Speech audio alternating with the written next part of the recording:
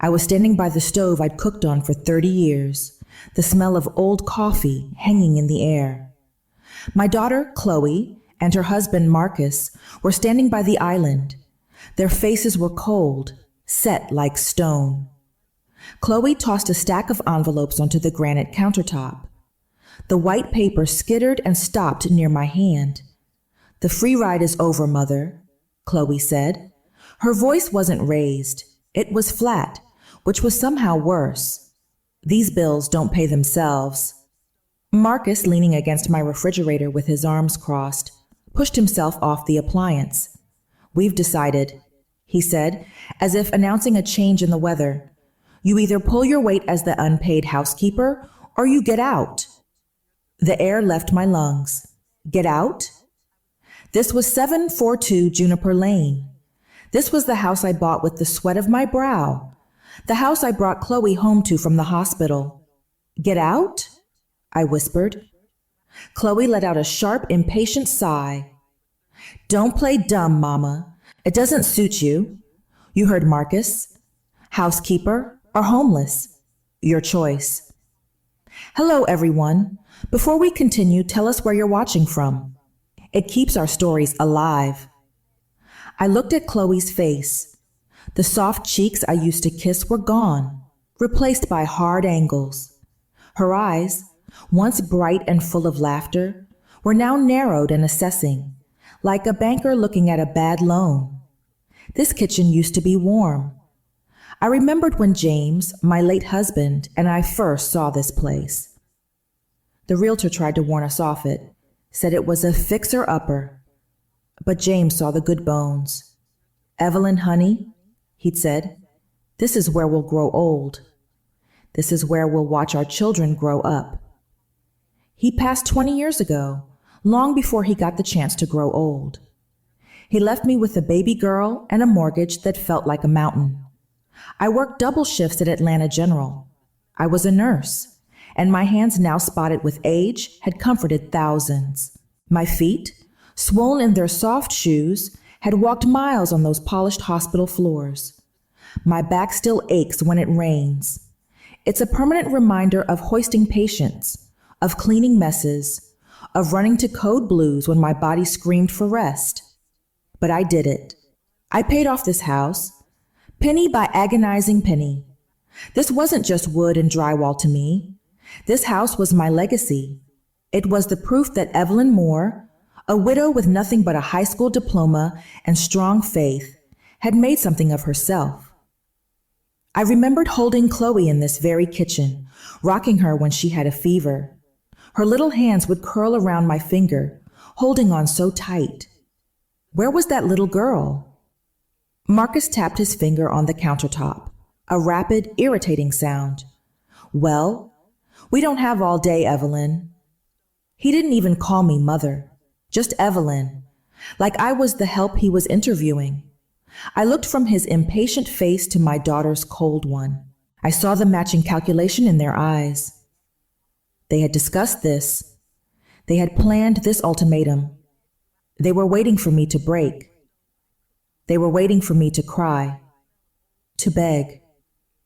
I felt the hot sting of tears behind my eyes, but I refused to let them fall. Dignity is a strange thing. Sometimes it's all you have left. I looked past Chloe, past Marcus. I focused on the chipped paint on the cabinet door above the sink, a spot I'd been meaning to fix for months. I didn't yell. I didn't plead. I just nodded, very slowly. Because in that instant, staring at that chip in the paint, I realized the daughter I had raised was truly gone, and a stranger was living in her place. The silence in the kitchen was heavy, like wet wool. A small, satisfied smile touched Chloe's lips. "Good," she said, picking up an imaginary piece of lint from her expensive-looking sweater. "I'm glad we understand each other." Marcus patted my shoulder, a condescending, proprietary gesture that made my skin crawl. "There you go, Evelyn. See? We can all get along." I watched them walk out of the kitchen, their footsteps light. I didn't move. I stood there until I heard the bright artificial sound of the television clicking on in the living room, followed by a burst of canned laughter. I sank into one of the kitchen chairs. The vinyl was cracked. Another thing I'd meant to fix. My hands rested on the table, palms down, feeling the smooth cool Formica. My mind drifted back 3 years. It felt like another lifetime. Chloe had come to me, a stack of official-looking papers in her hand. Her voice was sweet as honey, the voice she used when she wanted something. "Mama, we need to talk about estate planning," she'd said, sitting right where Marcus had been standing. "It's just a formality, to protect the house." "Protect it from what, baby?" I'd asked. She'd waved her hand dismissively. "You know, probate, taxes. If anything happens to you, God forbid, the state could take everything. This just makes it simple. It puts the house in my name so I can manage things for you." Manage things for me. I'd like the sound of that. I was tired. My joints ached in the morning, and the thought of one less thing to worry about felt like a blessing. "It's just to make sure you're taken care of, Mama. That's all I want." I trusted her. Why wouldn't I? She was my blood, my only child, the person I had sacrificed everything for. I remembered the lawyer's office. It felt cold, impersonal. The lawyer, a man Chloe had chosen, spoke quickly. He used words like quitclaim deed and transfer of title. I must have looked confused because Chloe put her hand on mine. "It's okay, Mama. It's just paperwork. I'll handle everything." I signed where she pointed, my hand, guided by hers, signing away my life's work in 3 quick loops of ink. I didn't even read the fine print. I just saw her smile, and that was enough. Things changed when Marcus came along. I met him for the first time at their engagement party 2 years ago. He had a smile that never quite reached his eyes, and a way of looking at my furniture like he was pricing it for an auction. They got married 6 months after I signed those papers. It was a small ceremony, but expensive. A month after the wedding, Chloe quit her job at the bank. "Too stressful," she'd said. Marcus quit his consulting job a week later. "The market's down," he'd claimed vaguely. Suddenly, my pension check, which I had carefully budgeted to last me 30 years, became their household income. The direct deposit that used to go into my savings account was rerouted to a new joint account, an account I did not have access to. Chloe had me sign some bank forms I didn't understand. She said it was to simplify deposits. I didn't realize I just handed over my income. At first, the changes were small. "Mama, we should really cut back on the grocery bill," Chloe would say, while unpacking artisanal cheeses and expensive wine. Then it became bigger. Last month, I'd gone to her. "Chloe, honey, I need to refill my heart medication. The copay went up." She'd been looking at a catalog for patio furniture, circling a $1,000 wicker set. "We just don't have it right now, Mama. Things are really tight." Her voice was full of manufactured stress. "Maybe you can take half doses, just until things pick up." Half doses of heart medication. That same night, I'd woken up needing a glass of water. I walked past the living room and heard them on the laptop. They were booking a spa weekend in the mountains. "I am so stressed, baby," I heard Marcus say. "I just need to get away and decompress." They ate steak while I ate toast. They bought new clothes while I sat in my room, mending the holes in my old cardigans. And now, this. I pushed myself up from the kitchen table. My knees popped. A sharp protest. I walked down the hallway to my small bedroom. It used to be the guest room, filled with old quilts and my sewing machine. They took my master suite last year. "We just need the space, Mama," Chloe had explained. "The ensuite bathroom is much more convenient for us." I closed the door, the cheap, hollow core wood muffling the sounds from the living room. I sat on the edge of my narrow bed. I could still hear them. I could hear the upbeat music from some game show, and then I heard them laugh. Chloe let out a high-pitched giggle, a sound I hadn't heard directed at me in years. The sound of their laughter, so carefree, felt like glass grinding in my gut. I was a prisoner in my own home. The next morning, the sun came up, indifferent to my situation. I woke before dawn, my bones aching with a new kind of dread. I went to the kitchen to make my usual pot of coffee, a simple ritual that had grounded me for 40 years. The old, reliable drip machine was gone.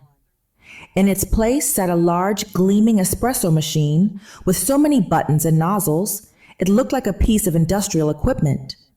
A note was taped to it. "Don't touch this. It's ours." Marcus walked in a few minutes later, yawning. He was wearing a dark blue silk robe. My breath caught in my throat. It had belonged to James. He ignored the look on my face. He was holding a white legal pad and a pen. "Right," he said, his voice brisk and businesslike. "Your duties." He handed me the list. It was 2 pages long, front and back, written in his tight, aggressive script. Mop all floors, daily. Scrub bathroom grout, weekly. Polish silver, bi-weekly. We didn't even own any silver. Prepare breakfast, 7 a.m. Lunch, 12:30 p.m. Dinner, 6:30 p.m. sharp. All laundry, including delicates, hand wash only. It went on. It wasn't a list of chores. It was the schedule of a servant. I looked up from the pad. "Marcus, I am 70 years old. I have arthritis in my hands." He took a sip from a bottle of mineral water. "Then I suggest you start early," he said without looking at me. My pension check was due that day, the first of the month. It was always deposited directly into my savings account, an account I had held at Atlanta Savings and Loan for 45 years. I heard the mail slot click shut in the front hallway. I moved to get it, a lifetime of habit. But Chloe was faster. She swept past me, her bare feet silent on the hardwood floor. She sifted through the envelopes, tossing catalogs and junk mail onto the hall table. She pulled out my bank statement and, without a moment's hesitation, tore it open. She scanned the page. "Good," she said, glancing at the direct deposit amount. "Looks like your check posted." She then reached into the pocket of her own robe, the matching silk one. She pulled out a single, crisp $20 bill. She held it out to me, pinched between her thumb and forefinger, as if it were something dirty. "Here's your allowance for the week." I just stared at the money. "My allowance?" "For personal items," she said, her voice bright and condescending. "Toiletries. Bus fare, if you really need it. Don't spend it all in one place." My hand, the one with the arthritis, refused to move. It stayed by my side. "Chloe," I said. My voice was quiet, but it shook with a tremor I couldn't control. "That pension is mine. I worked 40 years for that money. It's for my retirement. It's for my medicine." Chloe's face, which had been artificially pleasant, hardened in an instant. She stepped closer to me, lowering her voice to a hiss. "Your retirement," she whispered, "is serving us. You live in our house. You eat our food. You're not a guest, Mama. You are staff." She pushed the $20 bill into the pocket of my housecoat. "Living here for free isn't really free, is it? This is you, contributing to the household." Marcus chimed in from the living room, his voice booming. "She's right, Evelyn. It's only fair. Stop being so dramatic." They left an hour later to go shopping. In my car. The Buick I had paid off 5 years ago. The house was finally blessedly quiet, but the silence offered no peace. I felt a cold knot of panic in my stomach, so tight it made it hard to breathe. I went to the small study down the hall. The old desktop computer, the one I used to email pictures to my cousins, sat in the corner. It whirred loudly as I turned it on. My fingers fumbled on the keys as I typed in the web address for my bank. I entered my password. The page loaded, pixel by agonizing pixel. I looked at the screen. My savings account. My checking account. Available balance, $4.17. I clicked on transaction history. My eyes scanned the list. Transfer, transfer, transfer. They had been siphoning my money for 3 years, starting the week after I signed the house over. Small amounts at first, then larger. The last transfer was dated yesterday, October 31st. They had taken the final $3,000, the very last of my emergency fund. I gripped the edge of the desk. My legs felt like water. They hadn't just taken my house. They hadn't just taken my pension. They had taken everything. That week was the longest of my life. I scrubbed floors until my knees were bruised. I polished furniture that wasn't mine. I cooked elaborate meals I wasn't allowed to eat, surviving on the leftover toast and scraps I ate over the kitchen sink. My hands were raw from bleach. My back felt like it would split in two every time I bent over, but I held on to one, single, shining light. Sunday. Sunday was my day. It was the Lord's day, and it was mine. I woke up before the sun as I always did. I didn't care about their list today. I pulled out my best dress, the royal blue one with the lace collar. I ironed it with shaking hands. I put on my hat, the small white one with the netting. It was a simple hat, but it made me feel dignified. Going to First Baptist Church wasn't just about worship. It was my community. It was Pastor Michael's sermons that had held me up after James died. It was the amens from the choir, the knowing nods from the other mothers of the church. It was my life. I walked quietly into the living room. Marcus was still asleep, snoring loudly from my old master bedroom. Chloe was on the sofa, wrapped in a plush robe, filing her nails. Her feet were propped up on the ottoman that James had loved. She didn't look up when I entered. "Breakfast is late," she said, her voice nasal and annoyed. I clutched the worn strap of my patent leather purse. "I'm going to church, Chloe." She paused, the file halfway across a nail. She looked up. Her eyes traveled slowly, taking in my dress, my purse, my hat. A slow, contemptuous smile spread across her face. Then she laughed. It wasn't a nice sound. "Church?" she scoffed, as if I'd announced I was flying to the moon. "Oh no, you're not. You're not going anywhere." A cold dread, sharper than my aching back, settled in my stomach. "What are you talking about? It's Sunday service. I always go." "Things have changed, Mama. We can't have you going out." "Can't have me?" I clutched my purse tighter. "Chloe, I need $2, just for the bus fare." "No." She went back to filing her nails. Scrape, scrape, scrape. The sound grated on my nerves. "Please," I whispered. I hated the sound of my own voice, so weak and pleading. "Pastor Michael will be wondering where I am. My friends." "Let them wonder," she snapped, not looking up. "I'm not giving you money to go run your mouth and gossip with those old biddies. You'll just tell them lies about us." "It's not gossip."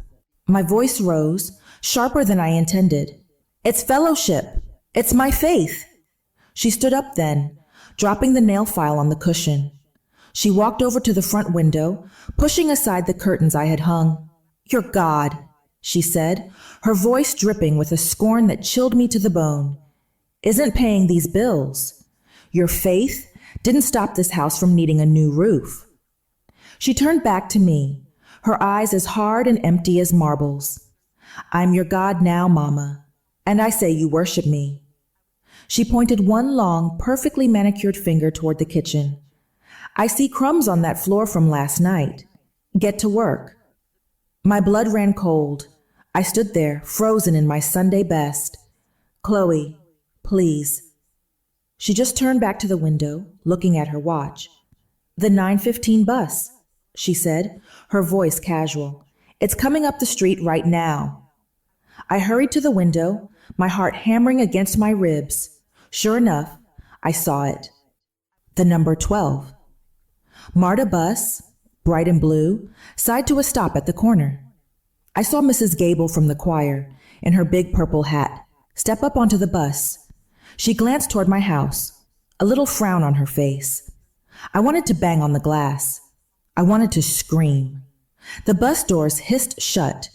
The engine rumbled and it pulled away from the curb, taking my world with it.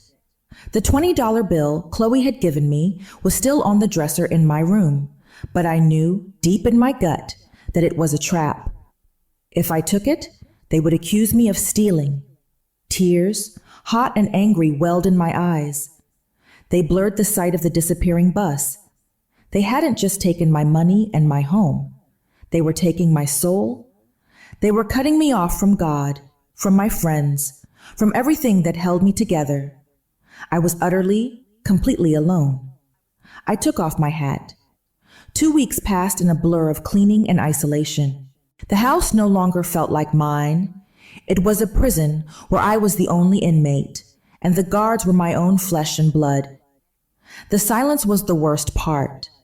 They spoke at me, not to me, only giving orders. The floors are filthy, Evelyn. This pot roast is dry, Evelyn.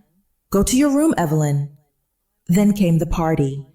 Chloe announced it on a Tuesday, as if she were doing me a favor.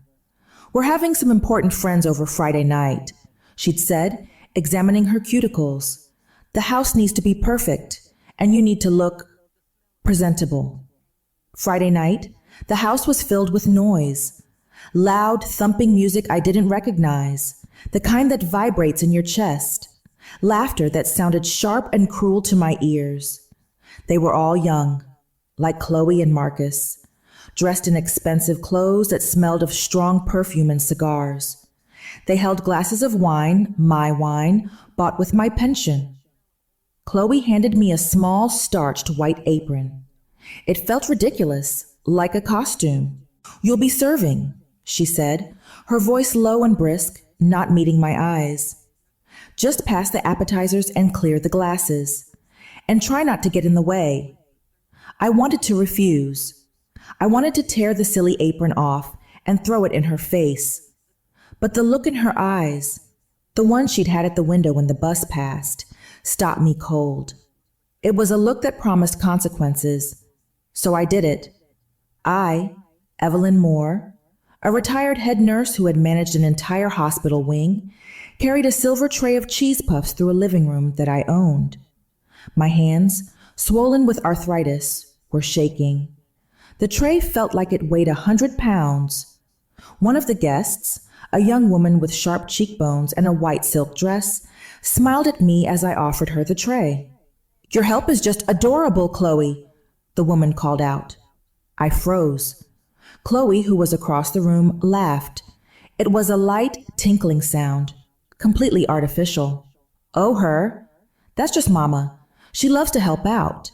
Practically lives here." The lie was so effortless, it made me sick to my stomach. Practically lives here. I tried to keep to the edges of the room, collecting empty glasses. I was exhausted. My feet throbbed. I just wanted to go to my bed. I was in the dining room, refilling wine glasses from a large, heavy bottle of red wine. Marcus was telling a loud, boastful story to a group of men. I tried to edge past him to get to the table. He saw me. His eyes flicked to me for just a second. He knew exactly where I was. And as I passed, he stepped backward. A sudden, deliberate movement. His elbow connected hard with my arm. The bottle of red wine flew from my grasp. It felt like it was happening in slow motion. The bottle didn't break, but the wine arced through the air. It splashed, like a scene from a horror movie, all over the front of the sharp cheekboned woman's white silk dress. There was a collective gasp. The thumping music seemed to stop all at once. The woman let out a piercing shriek. "My dress! It's ruined! It's couture!" Chloe's face went from a pale, powdered white to a deep, blotchy red. She didn't look at the guest. She looked at me. You! Her voice was a scream, raw and full of venom. It echoed in the sudden, terrible silence. You useless old fool! Look what you did! You clumsy, stupid old... She was screaming at me, in front of all these strangers, as if I were a dog that had soiled the carpet. I just stood there, frozen. Red wine was dripping from the tray onto the beige carpet. Chloe stormed across the room. She grabbed my upper arm, her fingers digging into my thin skin, right through the sleeve of my blouse. Her nails were like claws. She dragged me toward the kitchen, her face inches from mine. She hissed, so low only I could hear it, but with a fury that was terrifying. One more mistake, one more. And I swear to God, you will be on the street before morning. Do you understand me? The guests were silent, watching. No one said a word. No one stepped in.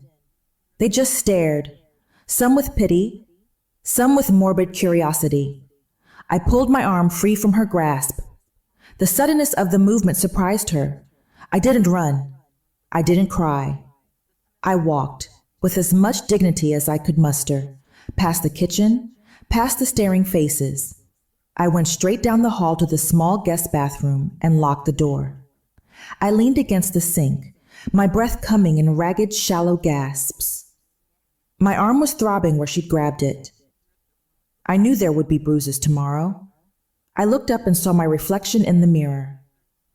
My eyes were wide with shock and humiliation. My gray hair was messy, escaping its bun.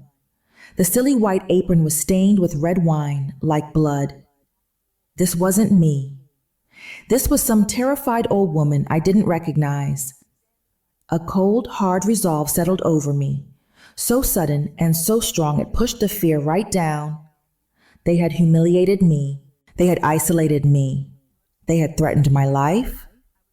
I knew, looking into my own eyes in that mirror, that this could not go on. I would not die like this. Not in this house. I would fight back. Or I would die trying. I stayed locked in that bathroom until the noise of the party finally died down. I heard the front door open and close, the slurred words, the fake, loud goodbyes. I heard Chloe and Marcus arguing in the hallway. She completely embarrassed me. Chloe's voice was sharp. Calm down, baby. Marcus's voice, bored and dismissive. She's just an old woman. We'll deal with her tomorrow. The house finally fell silent around 1 a.m. I slowly, carefully unlocked the bathroom door. The living room was a disaster. Glasses were everywhere, coated in lipstick and dregs of wine. Plates with half-eaten expensive food were piled on the coffee table. The red wine stain on the carpet had already soaked in, a dark, ugly wound. Chloe had left a note on the kitchen counter, written on a napkin in her sharp, angry handwriting. Clean this, all of it, now. I looked at the mess. I looked at the note. The old Evelyn, the one from just a few hours ago, would have cried. She would have picked up a sponge, her hands aching, and started cleaning. But the woman who had looked in that bathroom mirror, she was different. The humiliation had burned away the fear, leaving something hard and cold behind. I walked right past the mess, let it rot. I went to my small, cramped bedroom. I closed the door and turned the lock. For good measure, I jammed the back of my desk chair under the knob. I would not be dealt with tomorrow. In the back of my closet, on the top shelf, was a battered cardboard box. It hadn't been opened in 20 years. It was marked James Personal Papers. My hands didn't shake. They were steady. I pulled the box down, dust motes dancing in the single beam of light from my bedside lamp. I sat on the floor, crossed my legs, and opened it. The smell of old paper, leather, and a faint hint of my husband's cologne rose up to meet me. His old wallet was in there, still with his driver's license. A picture of me, young and smiling, tucked behind the plastic. My heart ached, but it was a different kind of ache. It was a strengthening ache, a reminder of the man he was, A man who would never have allowed this. I pushed aside old tax returns, car titles, his honorable discharge papers from the army. I wasn't sure what I was looking for. A will? A letter? Something? Anything. My fingers brushed against a large, thick manila envelope at the very bottom. It was heavier than the other papers, made of thick, creamy cardstock. It was sealed with a waxy red seal, like something from an old movie. It was still unbroken. The return address was embossed in the corner. Henderson and Associates, Attorneys at Law, 1400 Peachtree Street. And the postmark? It was dated 1 week before James died. 1 week. I turned it over. My name, Mrs. Evelyn Moore, was written on the front in elegant cursive script. Below it, James himself had scribbled a short note. To be opened only if you are in true need, my love. J.M. I stared at his familiar, strong handwriting. In true need. My breath hitched. Oh, James, I whispered to the empty room. If you only knew. For the first time that night, my hands began to tremble. This was it. I could feel it in my bones. I slid my finger under the wax seal. It cracked and broke with a dry popping sound, loud in the silent house. Inside was a thick stack of documents, bound in a heavy blue legal cover. It felt heavy in my hands, heavy with importance. I turned to the cover page, my eyes straining in the dim light, and the first line of text leapt out at me, as if it were written in fire.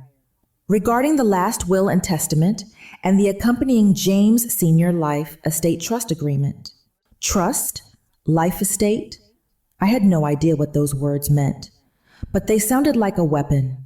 They sounded like a prayer being answered. I didn't sleep. I couldn't. I sat on that cold wooden floor until the first pale gray light of dawn began to lighten the sky outside my window. I read those papers over and over and over. The legal language was thick, like wading through mud. Words like fiduciary duty and beneficiary and unimpeded residency. But the phrases life estate and breach of care appeared again and again. They were a drumbeat. It was a code I was slowly breaking. I read about my absolute, undeniable right to live in this house, unimpeded for the rest of my natural life. I read about the duty of the beneficiary, Chloe, to provide a safe and respectful environment. I let out a sound, a dry, bitter laugh that sounded like a cough. Safe and respectful. I knew what I had to do. I had to call that lawyer's office. Henderson and Associates. I waited, my body rigid with tension. I heard Chloe and Marcus finally get up around 10 in the morning. I heard them in the living room, their voices loud and angry. She didn't clean a thing, Chloe shrieked. I'm going to kill her. Where is she? Probably hiding in her room, Marcus grumbled. She'd better not have messed up that bathroom.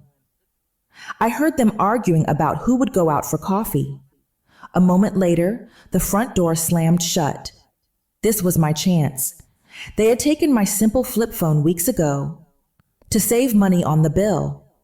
The only phone left was the old beige landline on the hall table, the one I'd had since 1995. I crept out of my room, the legal papers clutched in my hand. My hands were shaking so badly I could barely dial. I found the old phone book in the drawer and looked up the number for Henderson and Associates. It was still there. A polite receptionist answered. Henderson and Associates? How may I direct your call? Mr. Henderson, please, I whispered, my voice a croak. Mr. Henderson Sr. passed away some years ago, ma'am, but his son, Mr. Henderson Jr., now runs the firm. May I connect you? My heart sank for a moment, but I steadied myself. Yes, please. It's an emergency. She put me on hold. The tinny classical music felt like needles in my ears. My nerves were screaming. What if they came back? What if they heard me? Before the lawyer could pick up, I panicked. I hung up the phone. I was too scared. I couldn't face a stranger alone. I needed an ally first. My fingers, moving on their own, dialed a number I knew by heart. Pastor Michael's private line at the church office. He answered on the second ring. His voice was warm and familiar. Pastor Michael speaking. "Pastor," I whispered, cupping my hand over the receiver. "Pastor, it's Evelyn." "Evelyn, praise the Lord, child. Where have you been? We missed you at service. We've all been worried sick. Are you all right?" The kindness in his voice broke something in me. The tears I hadn't shed finally came.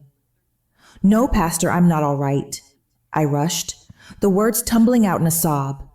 "I need help. Chloe and Marcus. They won't let me leave. They're holding me here. They're... I never finished the sentence. A shadow fell over me. I smelled Chloe's perfume, sharp and floral, before I even saw her. I turned slowly.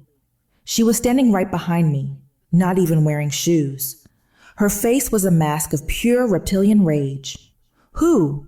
she hissed. "Are you calling? What lies are you telling?" She lunged for the phone, her face contorted. "Are you trying to embarrass us? Trying to ruin us?" I tried to hold onto the receiver, but she was too strong. She ripped it from my hand with a vicious tug, but she didn't just hang up. She grabbed the entire phone cord, the one plugged into the wall jack, and pulled. The jack splintered from the wall, a spray of white plastic and tiny wires. The phone in her hand was dead. "No more calls," she spat, breathing hard. "No more talking to your friends." Marcus came running from the kitchen, holding his car keys. "What in the hell is going on?" "She was calling the pastor," Chloe screamed, her voice cracking. "Telling him God knows what. Crying about how trapped she is." Marcus's face darkened. He didn't even speak. He just advanced on me. He grabbed my upper arm, the same one Chloe had bruised. The pain was sharp and immediate, and I cried out. "You're causing a lot of trouble, old woman," he said, his voice a low, terrifying growl. He started marching me down the hall. "You need a time out." He shoved me into my bedroom. I stumbled, catching myself on the edge of the bed, the legal papers scattered across the floor. "Let me out!" I screamed, rushing back to the door. I heard a sound, a key turning in the lock. They had locked me in. I rattled the knob, pulling on it with all my strength. It was solid. "You can't do this!" I yelled, banging my fist on the wood. "This is kidnapping!" I heard a heavy scraping sound from the other side. My blood ran cold. I looked at the thin sliver of light under the door. A shadow blocked it. They were pushing the heavy mahogany hall dresser in front of the door. I was a prisoner. Completely and totally. I sank onto the bed, my heart hammering so hard I thought it would burst. I looked at the blue-bound documents on the floor. It was all I had left. I sat on the edge of the bed, listening. I heard their voices, low and furious, in the hallway. They were arguing. Then I heard the front door slam so hard it rattled the frame of my locked door. The Buick's engine roared to life, tires squealing on the pavement as they sped away. They were gone. But the dresser was still there, a heavy, silent guard. I was locked in. A prisoner in a room I had once painted a soft yellow. A room where I had once rocked my baby girl to sleep. The panic I felt in the hallway was gone. The hot tears of humiliation were dry. In their place, a cold, quiet rage settled deep in my bones. It was heavy and solid, like a stone. I got down on my hands and knees. My joints popped in protest, but I ignored them. I gathered the scattered pages of the trust agreement, my hands no longer shaking. I smoothed them out on the bedspread, one by one. I started reading again, not in a panicked rush like the night before, but slowly, carefully, with the cold, sharp focus of a surgeon. I read the first section again, property governance. My eyes snagged on a sentence I had glossed over before. This trust agreement, established April 12, 1998, shall supersede any and all subsequent deeds, transfers, or claims not explicitly authorized by the trustee. My breath caught in my throat. I read it again. Supersede. That meant it was stronger. It came first. That quitclaim deed I signed 3 years ago, the one Chloe and her slick lawyer had rushed me through, it was meaningless. It was toilet paper. I felt a spark, a tiny cold ember of hope that I hadn't dared to feel. I hadn't signed my house away. James. Oh, James. He had protected me, even from beyond the grave. I wasn't a guest. I wasn't staff. I was the one this house was written to protect. I kept reading, my fingers tracing the words, my mind suddenly clear. Section 4, B, beneficiary conditions. And there it was. The words were plain English, not legalese. James must have insisted on it. The secondary beneficiary, Chloe Moore, shall only inherit the property title after the passing of the primary resident, Evelyn Moore. I read that part aloud. On the absolute condition that said beneficiary has provided a safe, supportive, and respectful living environment for the duration of the primary resident's life. My eyes scanned further down the page, my heart hammering a new, powerful rhythm. Should the beneficiary fail in this duty, engaging in behavior deemed abusive, neglectful, or financially exploitative? I read the next words so loudly they echoed in the small, locked room. All claims to the 742 Juniper Lane property and its associated assets shall be rendered immediately and irrevocably null and void. Null and void. I fell back against the pillows. The papers clutched to my chest so hard they crinkled. They hadn't just been cruel. They hadn't just been greedy. They had been stupid. Every insult, every threat, every dollar they siphoned from my pension. Every night I went to bed hungry. The unpaid housekeeper ultimatum, locking this very door. It wasn't just sin. It was evidence. They hadn't just broken my heart. They had broken the contract. I held that thick, creamy paper, the seal cracked open. It wasn't just a shield. James hadn't just built me a fortress to hide in. He had left me a sword, a very, very sharp one. A deep, shuddering breath escaped me. It wasn't a sob. It was the first real full breath I'd taken in 3 years. They thought they had me trapped. They thought they had won. They thought I was a helpless old woman. But they had just handed me everything I needed to destroy them. I looked at the locked door, at the heavy shadow of the dresser blocking the light from underneath. The problem wasn't the document.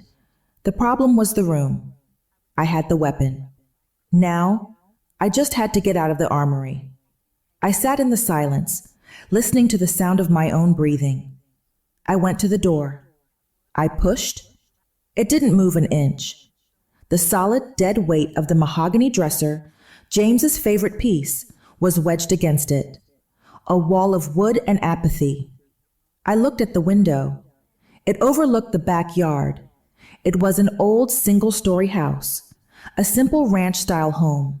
I could probably break the glass and climb out. But where would I go? In my housecoat, with no money? They would just call the police and say I was senile, that I'd wandered off. They would use it as proof that I needed supervision. No, an escape was not the answer. Not yet. This room wasn't just a prison. It was a holding cell. They would be back. They had to be. They still needed their housekeeper to clean up the party mess. They took my landline. They took my simple flip phone. They thought they had cut me off from the world. But Chloe never paid attention to my hobbies. She never paid attention to the things I treasured. In the back of my closet, on the floor, sat my old sewing box. The one Chloe always called Mama's old junk. I pulled it out. The lid creaked. Under the spools of thread, the thimbles, and the patches of fabric for quilts I'd never finished, was a small plastic-wrapped object, a prepaid cell phone, a burner phone. I had bought it 2 years ago, right after Marcus moved in. I'd seen a story on the news about elder abuse, and a cold sliver of fear had made me go to the drugstore and pay cash for it. I felt silly at the time, paranoid. I didn't feel silly now. I unwrapped the plastic. I pressed the power button, praying. The small screen lit up, a bright, beautiful green. The battery indicator was still half full. My fingers, steady and sure, dialed the number I had found in the phone book. Henderson and Associates. When the receptionist answered, I asked for Mr. Henderson, Jr. "This is David Henderson." A man's voice finally came on the line. It was brisk, sharp, professional. My voice was not the voice of the crying woman in the hallway. My voice was as cold and hard as the stone in my gut. "Mr. Henderson, my name is Evelyn Moore. My late husband was James Moore, Sr. Your firm is the executor of his life estate trust agreement." There was a pause. I heard the sound of a keyboard clicking. Yes, Mrs. Moore." My goodness. My father handled that account personally. He called it his masterpiece, a very specific, very binding document. My father always wondered why you never came in to finalize the trust after Mr. Moore passed. He assumed you preferred privacy.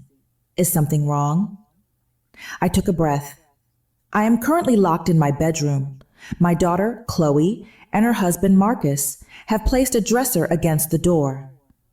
I heard a sharp intake of breath on the other end of the line. "Ma'am? Mrs. Moore, are you in immediate danger? I can call the Atlanta Police Department right now." "No police," I said, cutting him off. "Not yet. That is what they want, to paint me as confused. I am calling to inform you," I continued, my voice level, "that my daughter has officially and repeatedly broken the breach of care clause. Section 4, B. I told him everything. The unpaid housekeeper ultimatum, the stolen pension, the isolation from my church, the public humiliation at the party, the starvation, the imprisonment. The line was silent for a full 10 seconds. I could just hear his breathing. Then Henderson's voice came back, and the crisp professionalism was gone. It was replaced with a low, controlled fury. "Mrs. Moore, Evelyn, that trust is ironclad. My father made sure of it. If what you say is true, she hasn't just voided her claim. She has voided everything." "She doesn't know that," I said. "She only knows about the quitclaim deed she had me sign. She thinks she owns this house." "Good," Henderson said, his voice hardening. "We keep it that way. The element of surprise is our only advantage." He paused. "But Mrs. Moore, the documents are the gun. We need the bullets. Her locking you in is a start. But in court, a lot of this will be, he said, she said. They'll say you're a confused old woman. We need irrefutable proof." "Proof," I repeated, "of the abuse, of the financial demands. Can you get it? Without them knowing?" They would be back. They would have to move the dresser. They would yell. They would threaten. I looked back at the sewing box. My eyes landed on something else in the bottom, beneath the fabric scraps. My husband's old microcassette recorder, the one he used to practice his sermons for the church deacon board. "Yes," I said, "I can." "I will call you back on this number when I have it," I told him. "Do not call me. Do not contact me in any way. Wait for my call." I ended the call before he could reply. I was no longer a victim. I was a strategist. This house was no longer my prison. It was the battlefield. I pulled the small silver microcassette recorder from the bottom of the sewing box. It felt impossibly light, like a child's toy. James had loved this thing, used it to practice his deacon speeches. I found a blank tape, still in its see-through plastic wrapper. I clicked it in, the little door snapping shut. I pressed the small test button. A tiny red light glowed on the side. It worked. I slid the recorder into the deep pocket of my housecoat. I took the burner phone and the precious trust documents and tucked them deep under the thin mattress of my bed. Then I sat on the edge of the bed and I waited. The sun moved across the room, a slow, agonizing crawl of light across the floorboards. Afternoon faded into a gray, listless evening. The house was dead silent. Finally, around 8 o'clock, I heard the crunch of tires on the driveway. The front door opened, then slammed shut so hard I flinched. Their voices were low, laced with fury. They were arguing.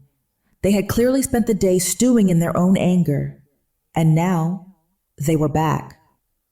I heard footsteps in the hall, the heavy, groaning scrape of the dresser being dragged away from my door. A key turned in the lock. The door swung open. Chloe stood there, her arms crossed. Her face was puffy, her makeup from the night before smeared around her eyes. "Get up," she snapped. "Time out is over. You have work to do." I put on the mask. I let my shoulders slump. I looked down at my hands, clasped in my lap. I made my voice small, watery. "I'm sorry, Chloe," I whispered. I was just so upset.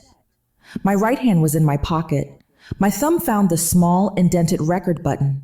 I pushed it down. I heard a tiny click. Chloe wasn't in the mood for apologies. She grabbed my arm, her fingers digging in, and pulled me to my feet. "Save it," she spat, dragging me into the living room. The stench hit me first. Stale wine, old cigar smoke, and the smell of food left out too long. "Look at this," she shrieked, her voice high and ragged. "This is what you did.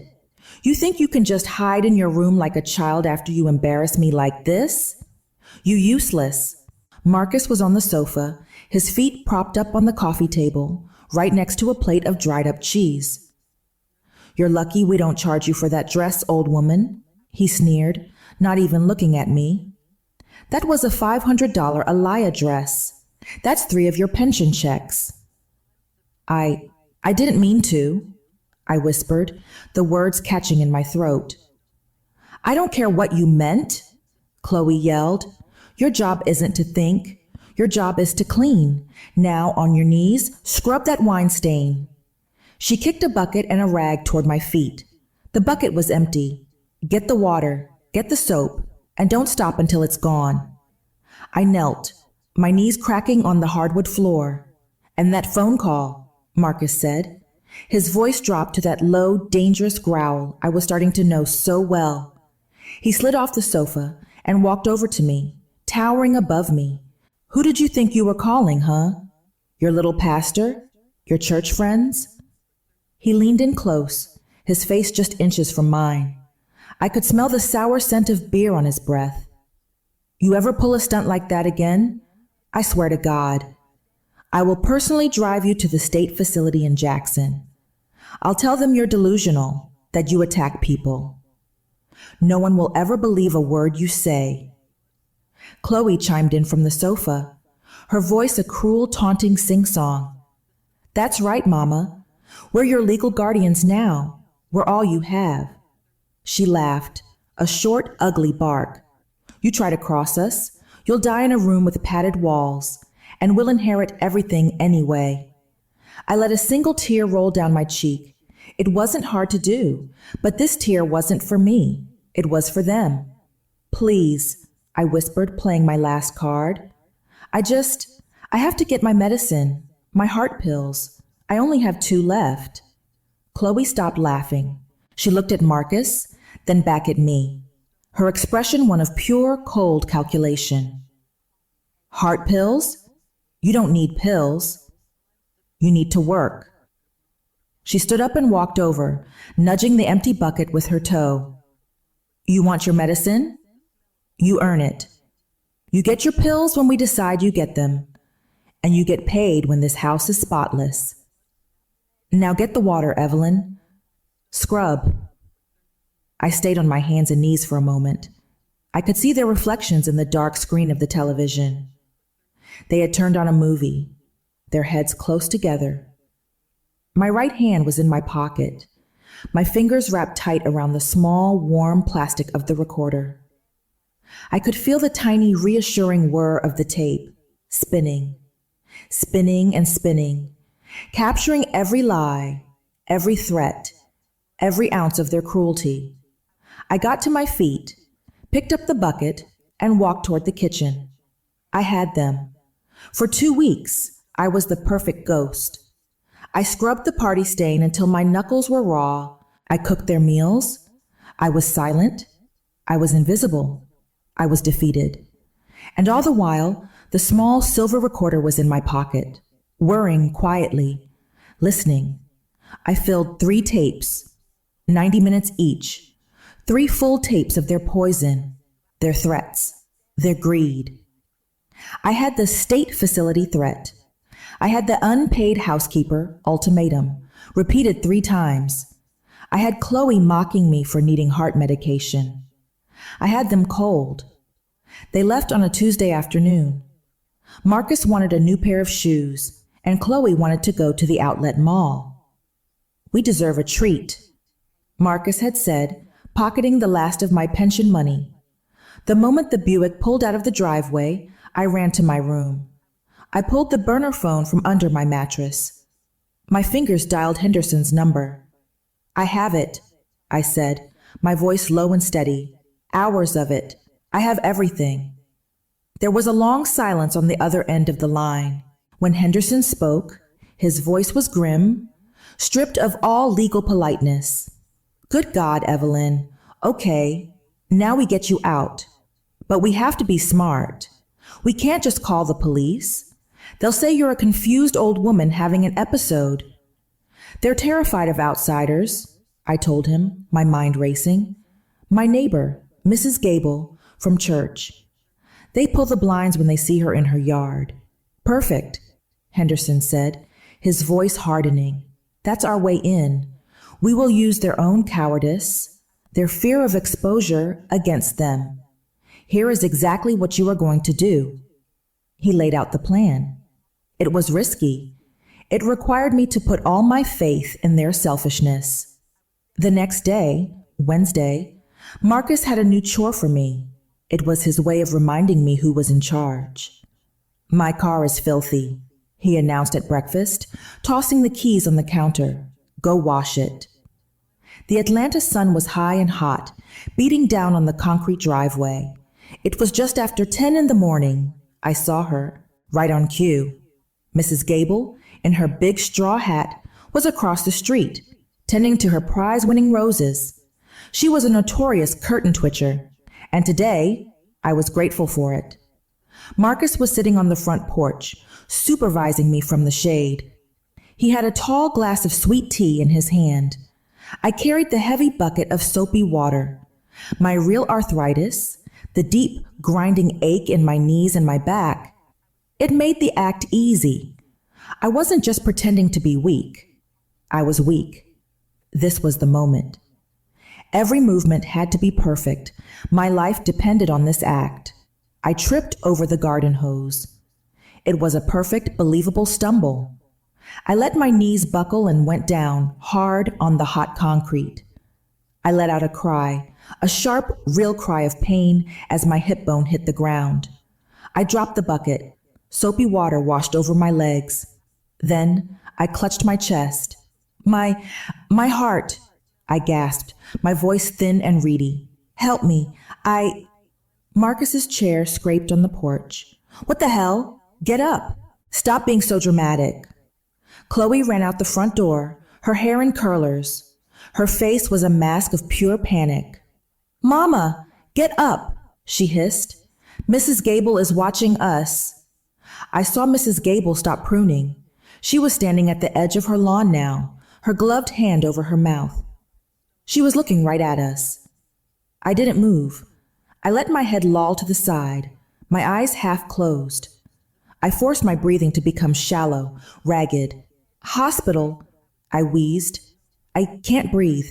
My pills? I need. Chloe's eyes were wide with terror. Not for me. For herself. She knew Mrs. Gable was a witness. If they left me here, Mrs. Gable would call 911. Paramedics would come. Police would follow. They would ask questions. They would see the bruises on my arms. They would see the state of the house. Marcus looked at Chloe, his face pale with a new sweaty fear. We have to take her. It's the only way to control the story. He cursed, a low, vicious string of words. We'll take her to Atlanta General. We'll say she's been confused all week. He grabbed me under one arm. Chloe grabbed the other. They weren't helping me up. They were hauling me, like a sack of potatoes, my feet dragging on the driveway. They threw me into the back seat of the Buick. Marcus jumped into the driver's seat and peeled out of the driveway, the tires smoking. I was slumped against the door, my body limp. I kept my eyes closed. Chloe leaned over the front seat, her face inches from mine. Her voice was a venomous whisper. You better not be faking this, old woman. You better not say one single word to those doctors that we don't tell you to say. She poked my shoulder hard. If you try anything, you will regret the day you were ever born. Do you hear me? I didn't respond. I just let out a low moan. She couldn't see my right hand, which I had tucked inside my bra. My fingers were clamped tight, secured by a large safety pin around 3 small, hard plastic microcassettes. Mr. Henderson was already waiting at the emergency room at Atlanta General. The trap was set. Marcus drove like a man possessed, weaving through traffic, laying on the horn. He screeched to a halt in the ambulance bay of Atlanta General, right under a large red sign that said, "No stopping or standing." He ran inside, yelling, "I need a wheelchair. Our mother collapsed." He reappeared a moment later, pushing the chair. He and Chloe pulled me roughly from the back seat, their hands gripping my arms. "Look concerned, Chloe," Marcus hissed, his voice a low panic. Chloe's face was a mask of teary-eyed panic, an act worthy of a movie screen. "Oh, Mama, please be okay. Please, please." They were about to push me through the automatic doors, and just as they did, 2 figures stepped directly into our path. They weren't wearing hospital scrubs. One was a tall man in a dark, expensive-looking suit. His face was hard and serious. The other was a woman with a kind, firm expression and a laminated badge on her belt. "Mr. Marcus, Miss Chloe," the man in the suit said. His voice was loud, clear, and cut right through the chaos of the emergency room bay. It was Henderson. He held out a thick, legal-sized envelope. "You've been served." The woman with the badge stepped forward, her eyes locking on me. "My name is Sarah Jenkins. I'm with Fulton County Adult Protective Services, or APS. We're here to perform a wellness check on Mrs. Evelyn Moore." The blood drained from Chloe's face. Her teary-eyed mask shattered. Then the blood rushed back in a hot, blotchy, furious flush. "Served?" she shrieked, her voice cracking. "What is this? Who are you?" She batted the envelope away from Henderson's hand. It fluttered to the dirty pavement. "She's our mother. She's confused," Chloe yelled, gesturing wildly at me in the wheelchair. "She fell. We're trying to help her, and you're harassing us." Ms. Jenkins ignored Chloe's outburst completely. She stepped around her and knelt beside my wheelchair, her eyes full of a calm authority. "Mrs. Moore? Evelyn? Are you able to speak with me?" I let my eyes flutter open.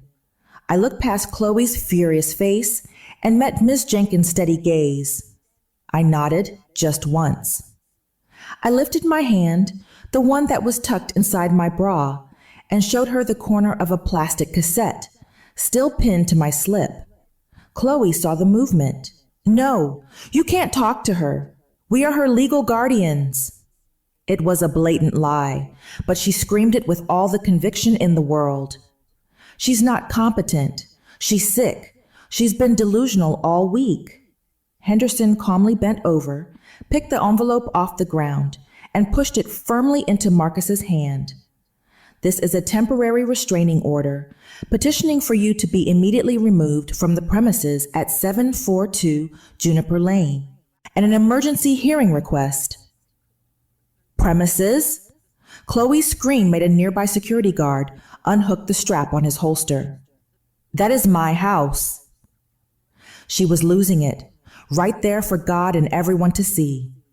I have a deed, a quitclaim deed. She gave it to me. She signed it 3 years ago. She pointed a shaking finger at Henderson. You're the one who's breaking the law. This is our property. I didn't go home that night. Ms. Jenkins and Mr. Henderson took me to a safe house, a clean, quiet room with a lock on the inside. For the first time in 3 years, I slept. But the victory didn't last long. 2 days later, Mr. Henderson came to see me. His face was a thundercloud. They've lawyered up, Evelyn. Fast.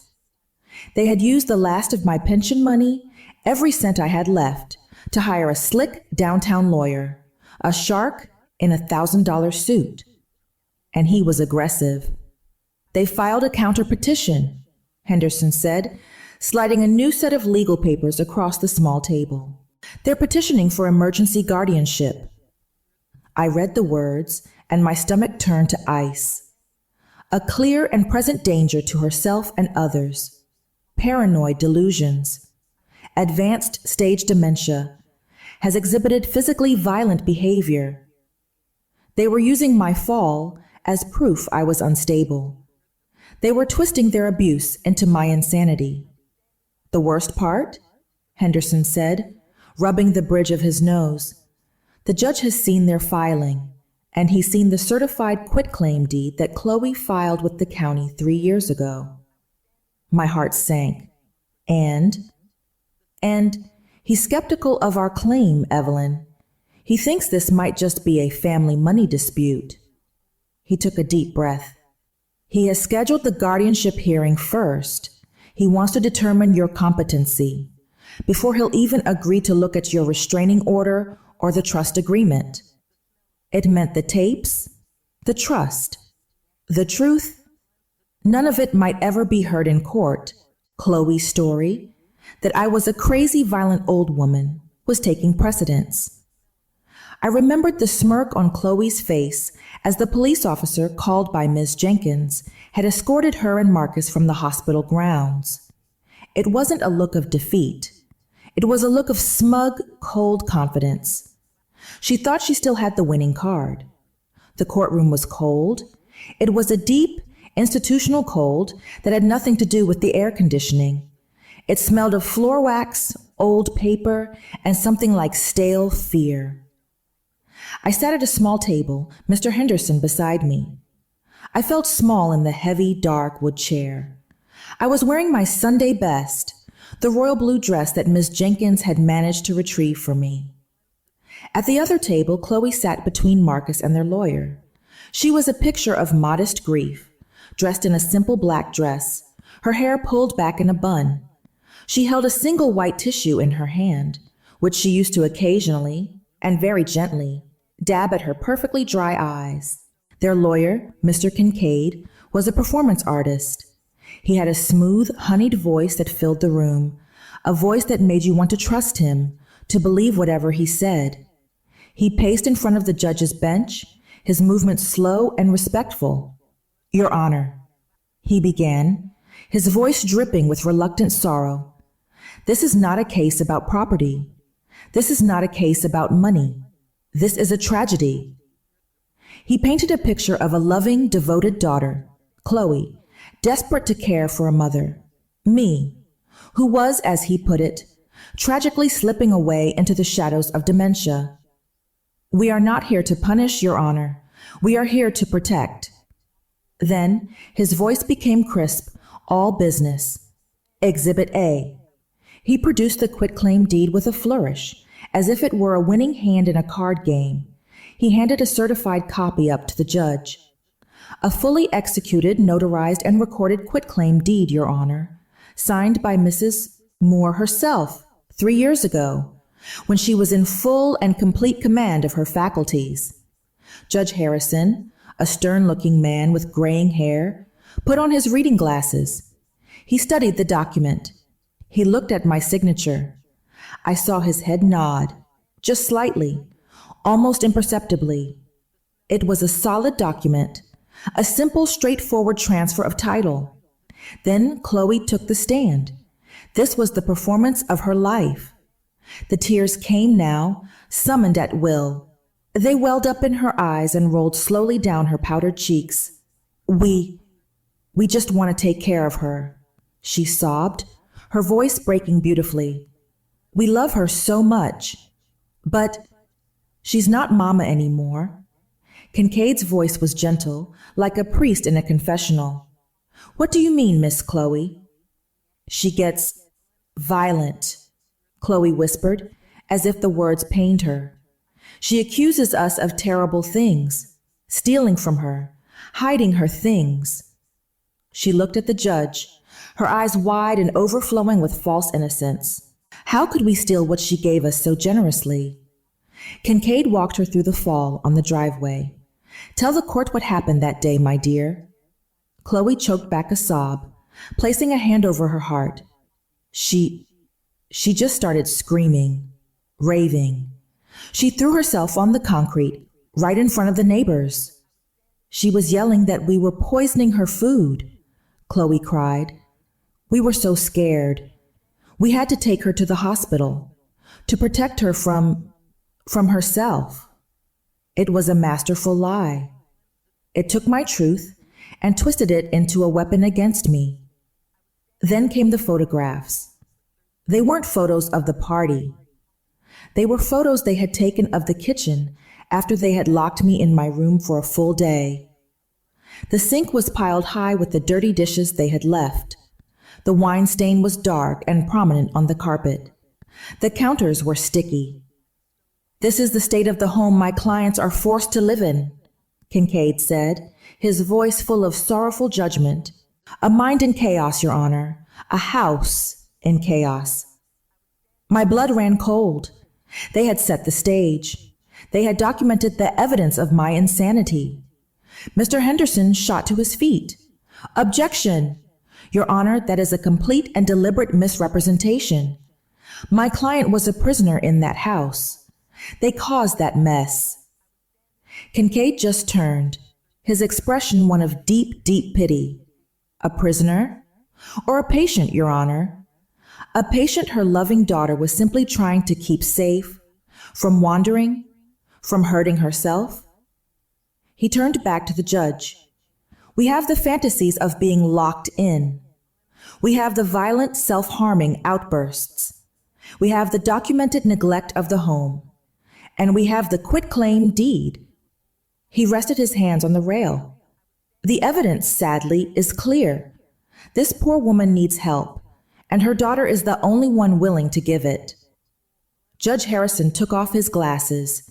He sighed, a long, weary sound. He looked at me, his eyes not unkind, but heavy with skepticism.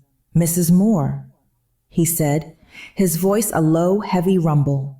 "I have in front of me a legally binding notarized document where you signed your house over to your daughter. It is crystal clear. Your signature is verified. I also have," he continued, "very disturbing, very credible testimony from your daughter. Testimony that seems to be corroborated by these photographs of the state of your home." Henderson tried to interject, his voice tight. "Your Honor, if you would just look at the trust agreement, it supersedes—" The judge held up a hand, and the courtroom fell silent. "Mr. Henderson, I am not here today to litigate a complex property dispute. I am here to determine competency." He looked at Kincaid. He looked at Chloe, who was now weeping softly into her tissue. Then he looked at me. "And frankly, the evidence presented by Mr. Kincaid is compelling." My heart didn't just sink. It stopped. "Mrs. Moore," the judge said, his voice full of finality, I am leaning heavily toward granting your daughter's petition for temporary guardianship, effective immediately, pending a full psychiatric evaluation. Guardianship. He was going to hand me over to them, legally, the deed. That one single foolish signature. It was about to cost me my life. The words temporary guardianship hung in the air, thick and suffocating. I saw Chloe's mask slip.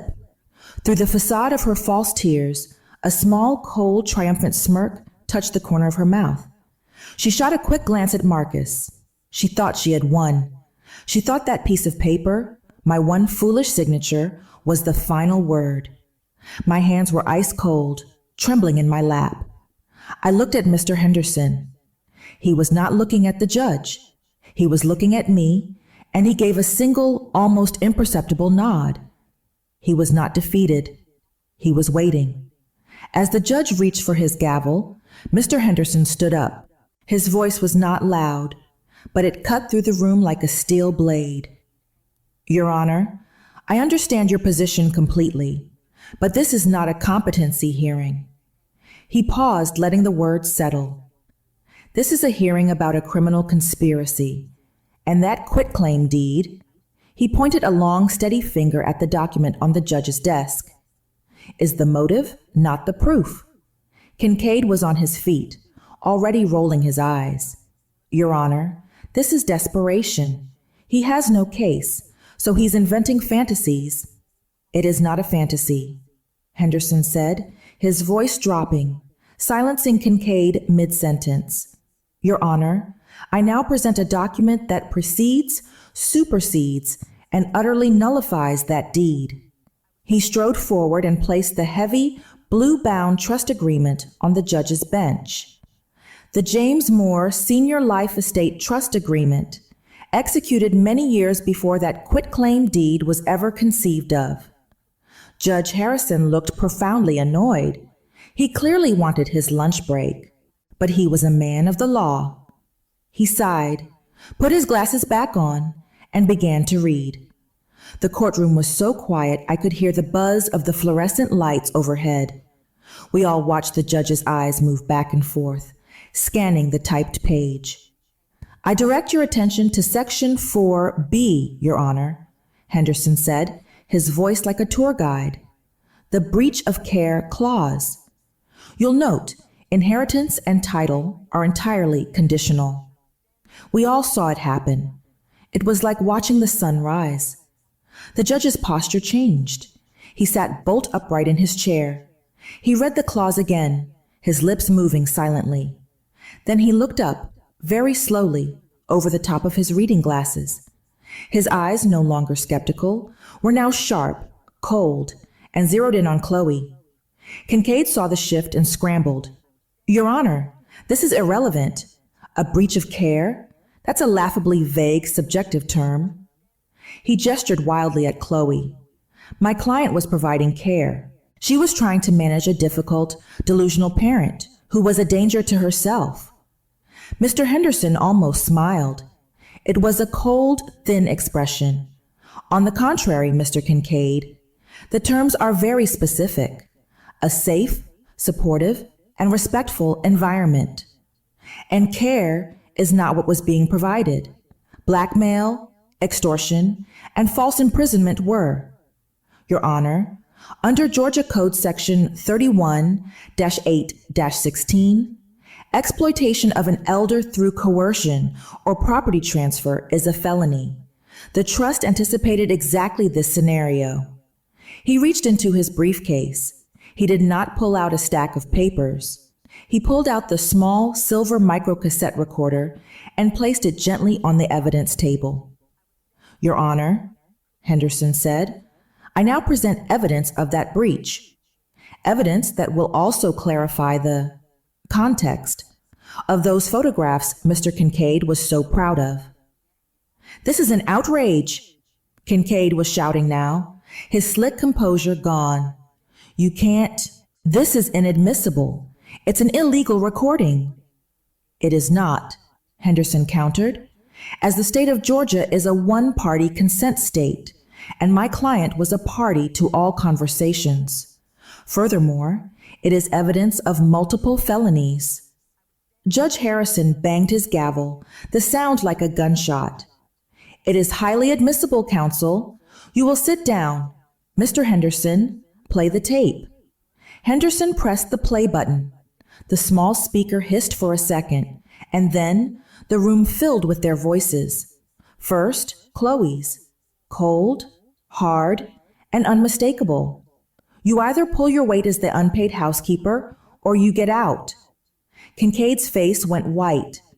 Marcus, behind him, looked like he was going to be sick. Chloe was frozen, her mouth slightly open. Then, Marcus's voice, low and menacing. I will personally drive you to the state facility in Jackson. No one will ever believe a word you say. The judge was leaning forward now, his hands clasped so tightly, his knuckles were white. His face was a mask of thunder. Henderson let it play. We heard Chloe's taunting, cruel sing-song. You try to cross us, you'll die in a room with padded walls, and we'll inherit everything anyway. And then, the final terrible piece. The one that made Ms. Jenkins, the APS worker in the back row, let out an audible gasp, Chloe's voice sharp and biting. You want your medicine? You earn it. You get your pills when we decide you get them. Henderson pressed, stop. The silence that flooded the room was deafening. It was heavier and more terrible than any sound. Chloe shot to her feet. Her chair scraped back with a violent screech. The mask of grief was gone, shattered, replaced by a snarling, cornered, panicked rage. That's not real. She faked that. She edited it. She's a liar. Judge Harrison took his glasses off, very, very slowly. He didn't even look at Chloe. He didn't look at me. He looked at Mr. Kincaid. His voice was dangerously quiet, a low, controlled rumble. Mr. Kincaid, given this revelation, do you have anything at all to say in defense of your client's petition for guardianship? Kincaid, the man of honeyed words, the shark in the $1,000 suit, opened his mouth. Nothing came out. He just stood there, his face ashen, utterly speechless. He was finally, blessedly silent. Chloe was still sputtering, her face a mask of disbelief. But the deed. I have the deed. It's mine. Judge Harrison picked up his heavy wooden gavel. He didn't bang it. He just held it, his eyes fixed on my daughter. Ms. Chloe, he said, his voice echoing in the sudden, terrible silence. Your deed is worthless. It was obtained by fraud, and it is superseded by your father's trust. He looked at Marcus. Your behavior, both of you, is a disgrace to this community. Then he banged the gavel. The sound was sharp, final, and absolute. The petition for guardianship is denied with extreme prejudice. But he wasn't finished. His voice was like ice. Furthermore, this court hereby vacates the quitclaim deed, citing duress, gross misconduct, and clear, malicious financial elder abuse. The James Moore Senior Life Estate Trust is, and always has been, the only valid document. Mrs. Moore has full and total rights. He pointed the gavel, like a weapon, at Chloe and Marcus. A permanent restraining order is granted. You will not come within 500 yards of Mrs. Moore, her person, or her property. You will vacate the premises at 742 Juniper Lane within 24 hours. A bailiff will accompany Mrs. Moore to the property today to ensure your removal. Chloe let out a sound. It wasn't a cry. It was a low animal wail of pure selfish despair. Marcus just slumped in his chair, his face gray, a broken, empty man. The judge looked at the court stenographer, and this court is referring this entire case and all associated evidence to the district attorney's office. I want a full criminal investigation into financial elder abuse, false imprisonment, and conspiracy. I returned to the house on Juniper Lane that afternoon. A tall, kind bailiff stood on the porch as I used my key. The house was empty. They had grabbed their clothes and fled. It was quiet. But it wasn't a peaceful quiet.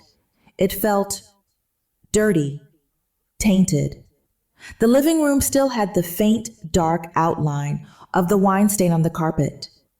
The kitchen still smelled of their last greasy meal. I walked into my old master bedroom, and I saw the indentation on the carpet where my bed had been and where theirs had rested. This was my house. I had won it back, but it was no longer my home. 6 months later, I sat in the bright, warm fellowship hall of First Baptist Church. The sun was streaming through the stained glass windows, painting the floor in patches of red and blue. Pastor Michael was on my left, his hand resting warmly on mine. Mr. Henderson was on my right, a briefcase open on the table. In front of us were cups of coffee and a small, neat stack of brochures. "It's all finalized, Evelyn," Mr. Henderson said, his voice no longer the voice of a warrior, but of a friend. The first check just cleared. He slid one of the brochures across to me. I picked it up. My hands, still spotted with age but no longer trembling, held it steady. The title read, in beautiful, dignified letters, "The James and Evelyn Moore Foundation for Elder Justice." I had sold the house on Juniper Lane. I sold the bad memories, the stained carpet, the broken trust, all of it. And with that money, I had started this, a new fund, run by the church, to provide free legal aid to seniors facing the same monsters I had, to give them their own Mr. Henderson when they felt all alone. Pastor Michael squeezed my hand. "Your husband would be so proud, Evelyn. You've built a new legacy." I looked at the small picture of James on the front of the brochure. He was smiling, his eyes bright. I am not in that big, empty house anymore. I live in a small, bright apartment in a wonderful retirement community. My neighbors are my friends. I can hear the sound of laughter in the hallways. I am safe. My house was just wood and nails. My legacy is justice. My legacy is peace. I still visit James's grave every Sunday. I tell him the house is gone, but the promise he made still stands. James is gone, but his promise still breathes through every act of kindness that carries his name. Thank you, dear friends, for walking this road with me tonight. If this story stirred your heart, I'd truly love to hear from you. Tell me, what city are you listening from, dear? Rate this story from 0 to 10. Let's see how far faith and justice can travel together. Feels like we've been sitting on the porch, just talking soul to soul. May God bless you, comfort you, and keep you safe in His grace always.